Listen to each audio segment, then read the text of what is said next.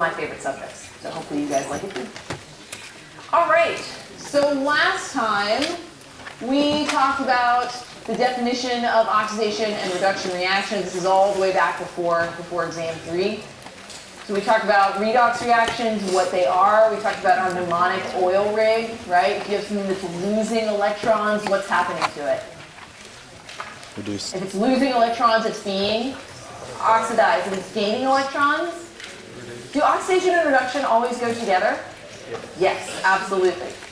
If we want to balance redox reactions, oftentimes, like we learned before, it is most convenient to split them up into half reactions where we consider the oxidation and the reduction separately. So we talked about the protocol that we use to solve these particular kinds of problems. This is a very stepwise procedure, and hopefully people have had the opportunity to practice some after the exam. If not, then you have something you can work on this week. We practice that before exam 3. And again, you need to know your oxidation numbers, like we said before, your oxidation number rules, in order to be able to write these half reactions. Okay, great. All right, today we are going to use these ideas of redox reactions, right, of having oxidation and reduction coupled together, of the movement of electrons, and we are going to apply them to something called Voltaic cells. Now, in redox reactions, you have got spontaneous transfer of electrons from one species to another. Now, in this particular picture right here, what you've got is a strip of zinc metal, and it's sitting in a solution of copper ions. And what you have happening then is a redox. The copper ions have this really characteristic blue color.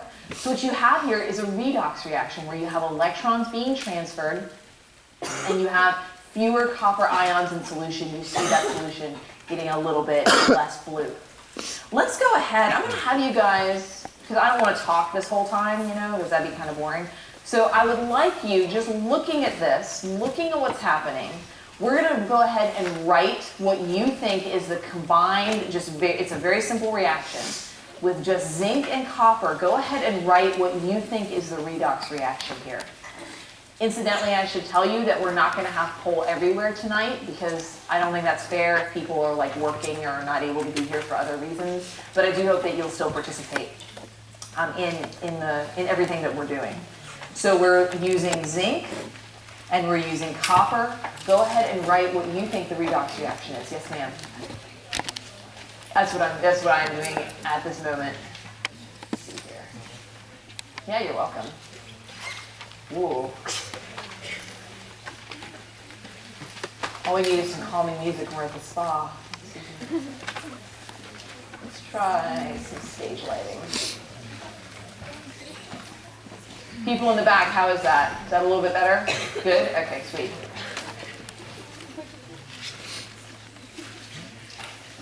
All right, this shouldn't take very long to write, a really simple redox reaction here. Go ahead and compare with the people around you.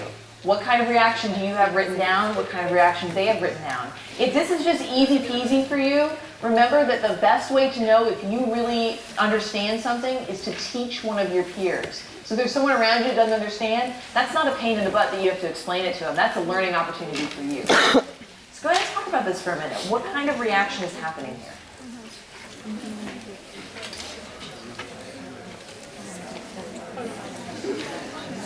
Do you know what's going on? What? Do you know what's going on? Oh. Well, you got it, Mom? Well, then everybody should get it right. Are you recording? Yeah, I'm the one that recording. I thought I put boxes over that. Yo, can you get my stuff? Huh? Can you get All my right, stuff? well, I just actually looked up at the slide. I totally thought that I'd animated boxes right here. And it seemed like I did not. So if anybody got this wrong, shame on you, all right? The redox reaction that's occurring is solid zinc plus aqueous copper. Right, redox happens, and we've got aqueous zinc ion and solid copper. Again, everybody should get that right. All right, go ahead and tell me what, let me see if I've written that. Yeah, dang it. God, I thought I animated this slide. All right, well, everybody's looking at the slide, so you should be able to tell me what's being oxidized here. What's being oxidized? That should be a huge chorus. Read the slide. What's being oxidized? Zinc! Yes! You're being oxidized. All right, so if zinc's being oxidized, what's being reduced? Copper. The copper. Awesome. All right, so zinc is oxidized, copper is reduced. Okay, so this is a really simple example of a redox reaction, right? Let's make it a little bit more complicated. Now what we're going to do is we've got two different solutions, and they are in contact with one another only in two places. One place is through a wire, and another place is we've got solutions in contact with one another through a porous disc. And we're going to come back to that porous disc in just a second. I want to focus on this wire right now. In this particular setup, what we have is zinc metal. That's what this silvery stuff is right here. So zinc metal is in contact with zinc ion. All right? So it's in a solution, in this case, of zinc sulfate. So zinc sitting in a solution of zinc sulfate. On the other side, what we've got is copper metal. That's this coppery colored thing. Copper is in contact with copper sulfate, with copper ion. And again, you always know solutions of copper, that there's such a pretty blue color. Okay, in this case, in order for electrons to move from the zinc to the copper, those electrons, they can't just pass directly like they're touching one another now, like they could in the previous example. Instead, they have to move through a wire. There's this wire right here. It's attached to a voltmeter. If you force the electrons to move through a wire instead of being in contact directly, you set up something called a voltaic cell or a galvanic cell. All right? So in this case, we have, I'm going to just write over here, we have electrons flow through the wire. What do you think is created when electrons are flowing? What do we call that when electrons are flowing? An electrical Current. Current, right? So we're making a current. We're making electricity. This is pretty darn cool, right? In this voltaic cell. And we can measure the amount of electricity that's flowing with a voltmeter. Okay? Now, if we think a little bit more closely about where oxidation is happening, where reduction is happening, again, we've got oxidation that's occurring at zinc. Okay, so zinc is what's being oxidized. It's the same thing as this last picture where they were in direct contact. So zinc is being oxidized. We call the place where oxidation occurs, this is just another kind of form of a voltaic cell here. We call the place where oxidation occurs the anode. All right, so oxidation happens at the anode. Now the way that you can remember this, that the anode is what's oxidized, is look at the first letters. Both of them are vowels. Okay, so oxidation goes to anode. And by the same token, if we want to name the location where reduction is happening, we call that the cathode. So reduction happens at the cathode. Okay? So you tell me, as this reaction progresses, what's happening to the amount of zinc metal that's present? Are we getting more zinc or are we getting less zinc? Getting less zinc, right? The mass of zinc is actually decreasing as this reaction occurs. All right? So we've got less zinc. We've got more zinc ion that's being made. More zinc ion. So if we've got zinc sulfate right there, well, we'll come back to that in just a second. That has some implications for the ion, the balance of charge inside our solutions, right? So we've got our mass of zinc that's decreasing. Each of these halves here is called a half cell, right? Just like you have a half reaction, one is, oxidation with, this is a half cell, one place where reduction is happening, one place where oxidation is occurring. So if we were to write our half reactions, they're actually up here on the screen, so I'm not going to have you guys write them. But one way, you might say zinc going to zinc plus aqueous plus electrons here. You might call that oxidation. Another way that you could label that is by saying this is the anode reaction. It's a reaction taking place at the anode, and you would just know that that's also oxidation that's happening right there. Okay? All right, so we've got the mass of zinc decreasing. What's happening to the mass of copper? It's increasing, okay. What do you think is happening to the concentration of zinc ion now? What's happening to the concentration of zinc ion as this is progressing? It's increasing, right? Right, we're making more zinc ion. So what's happening to the concentration of copper ion then? What do you think is happening to the concentration of copper ion? It's decreasing, right? As copper is being reduced, let me go ahead and write, actually, I'll write that cathode reaction, that reduction reaction.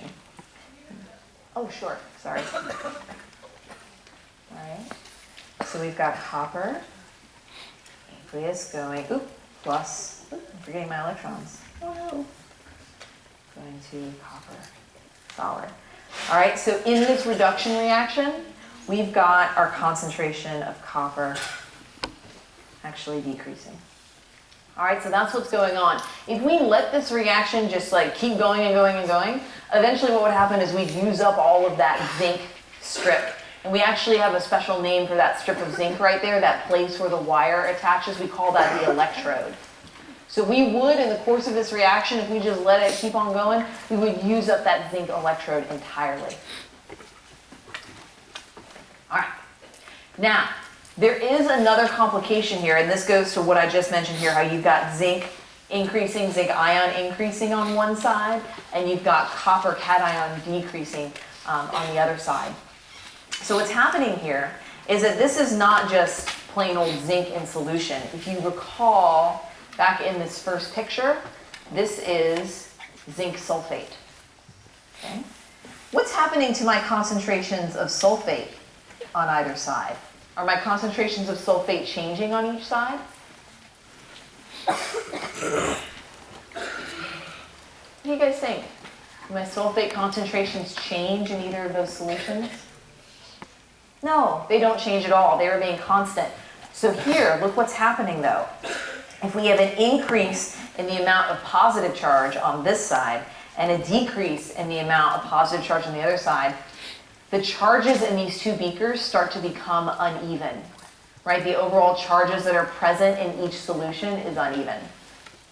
So if you get those charges out of whack, if you get that balance of cations and anions in each beaker wonky, then your electron flow actually stops through that wire. This is a problem. You want it to continue. So we can address that in one of two ways. All right, you guys with me so far? Right? You can, if you don't want this increase in zinc cation and decrease in copper cation, you don't want that to affect the charge balance with the sulfate in each beaker, or that will mess up your electron flow. So you can address this in one of two ways. One way is to have a porous barrier. Remember I said we'd come back to this? You can have a porous disc right there that would allow for, anions and cations to move back and forth, so that way your charge ratio is maintained. It's not going to have any effect on the movement of electrons to reduce the copper. It just maintains the charge balance in the solutions. That's one thing that you can do. Another thing that you can do, and really what is more common, is you have something called a salt bridge that helps to maintain the charge balance. In this case, our salt bridge is sodium nitrate. And what that does is, if we've got zinc cation increasing here, our solution is becoming more positive. Electrostatics means that that anion is going to migrate down to be near the more positive solution.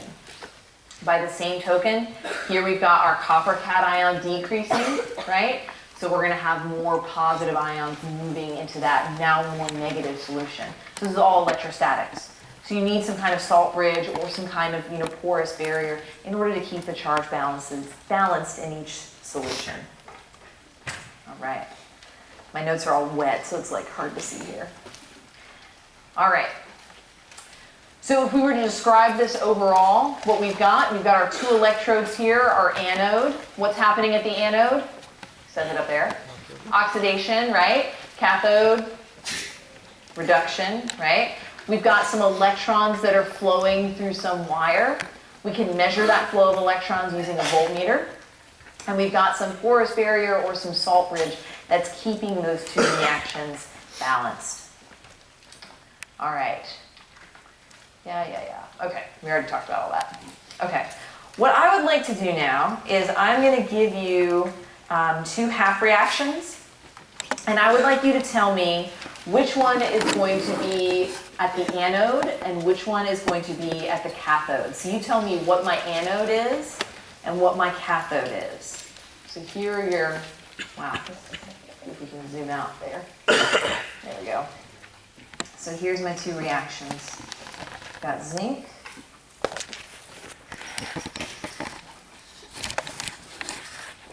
Okay, that's reaction 1, and this is a redox reaction, so they're always coupled.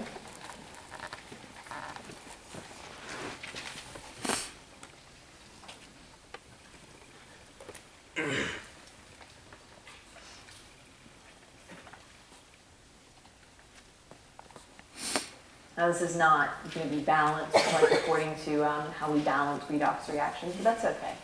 You don't really need that in order to tell me what's at the anode and what's at the cathode.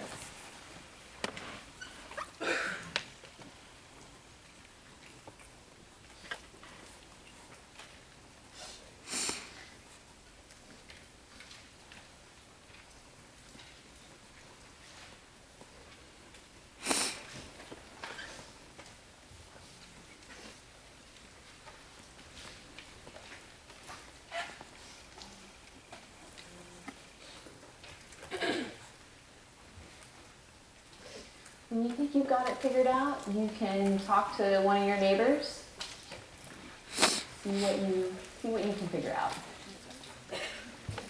And there's also, I know there's a mentor. Are there any other mentors here?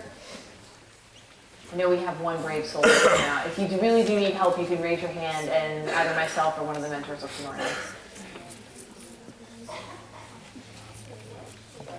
I just forget if it's a cathode or an anode.